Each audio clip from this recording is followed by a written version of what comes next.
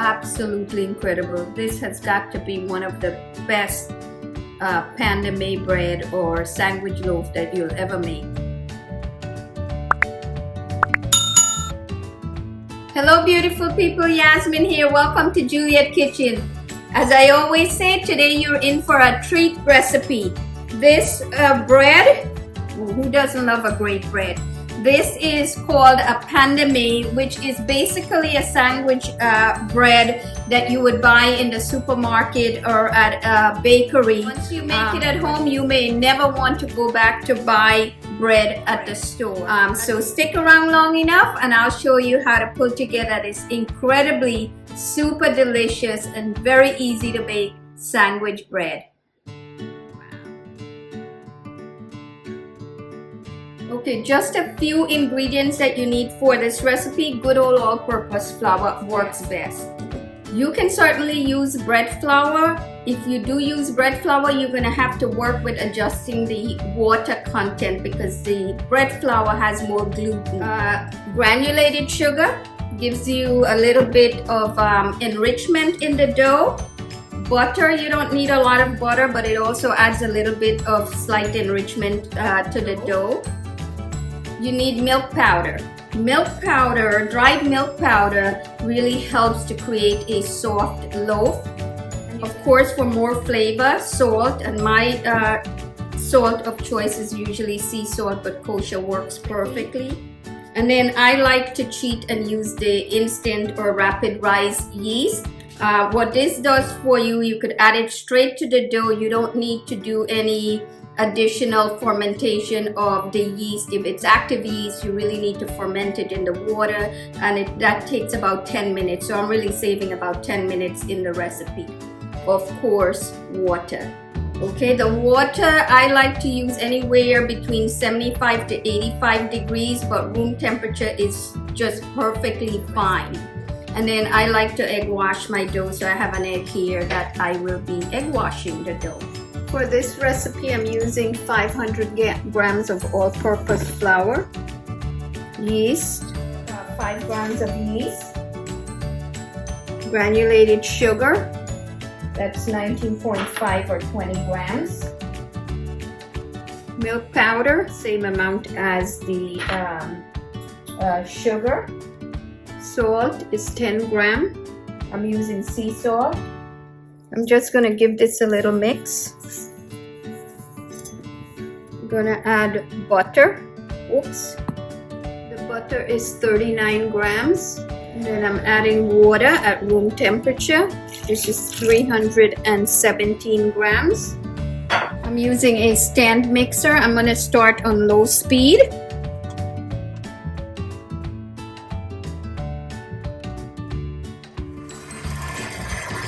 You want to mix this just until the flour and water, the dry ingredients and the water comes together.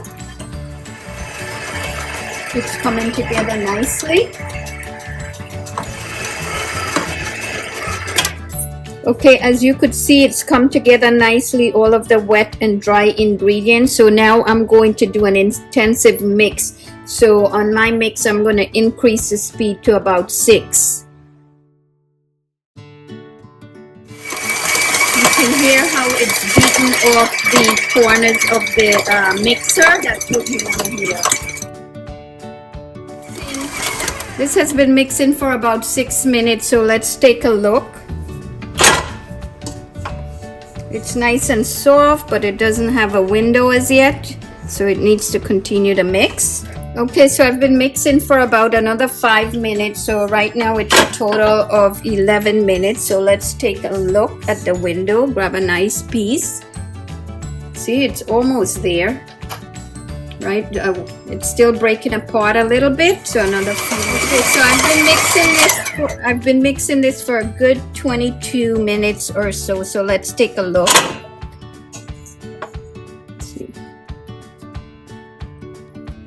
Wow, beautiful, beautiful. It's just about ready. I'm going to remove the dough. It's nice and soft, has a really good window. And then just make a round. Just keep pulling under. See? See that?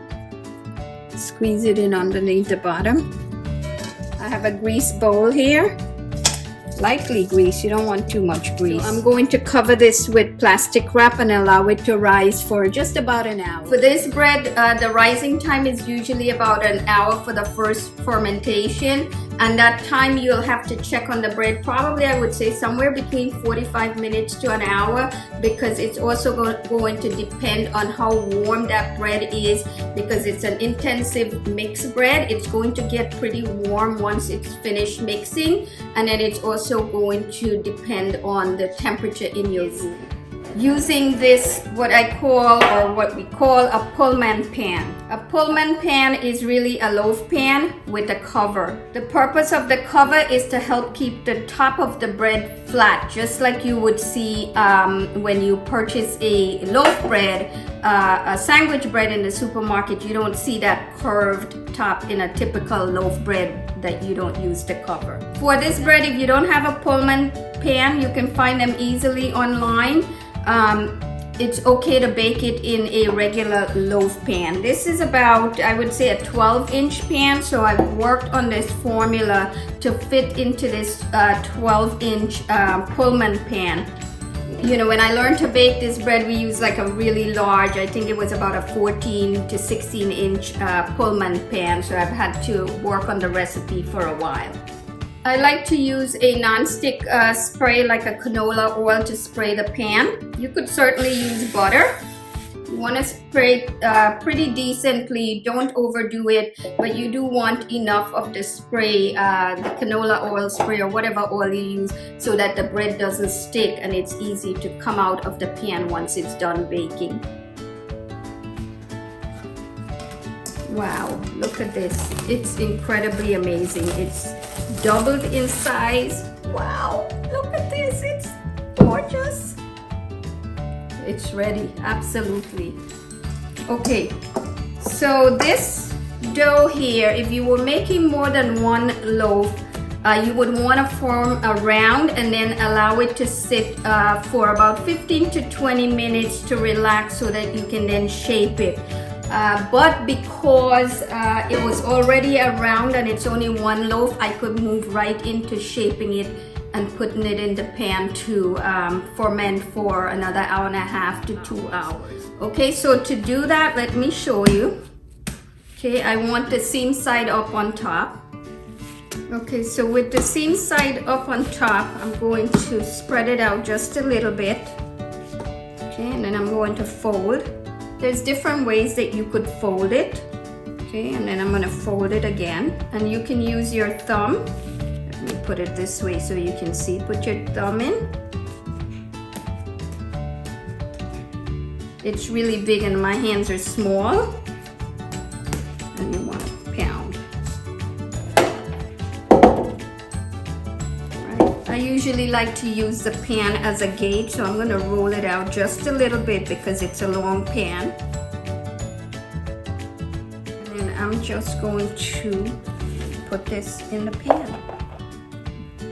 You could see that it hasn't filled into the corner, but that's okay, it will rise. Okay, so now what I want to do is wash it with some egg. To do that, so an easy way to make your egg wash is to put it in a bowl with a cover and just shake it vigorously. Shake, shake, shake. And then now I'm just going to brush.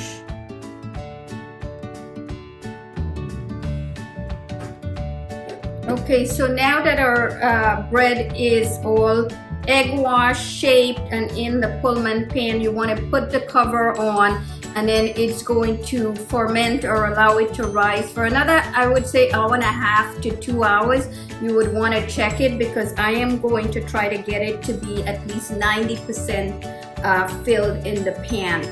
Once it goes into the oven, it's going to also rise, so it should fill the pan up very nicely, I hope. So this is going to go in a draft-free location and rise for an hour and a half to 2 hours. Okay, so it's been about an hour and a half, so let's take a look and see what happens here. Wow, it's just about ready.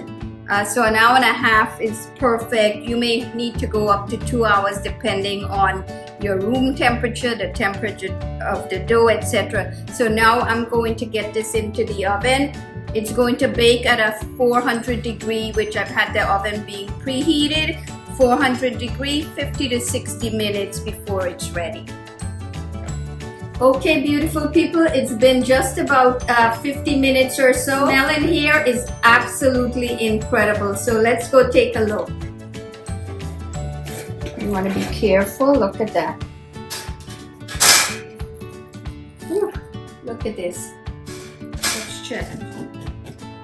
When you tap it, it should sound hollow. That means it's all done. Whoa, look how beautifully that slid right out. Amazing. Beautiful people, it's that favorite time of the day for me, taste testing. So let's dig into this. Wow, look at that. How amazing is this? This bread, look at that. Look at that. How gorgeous is that? The texture of it, so soft with a little bit of chewiness. Absolutely incredible. This has got to be one of the best pan de mai bread or sandwich loaf that you'll ever make. It's darn good. I do hope that you'll take the time to make this absolutely delicious recipe and enjoy it as much as we do around here.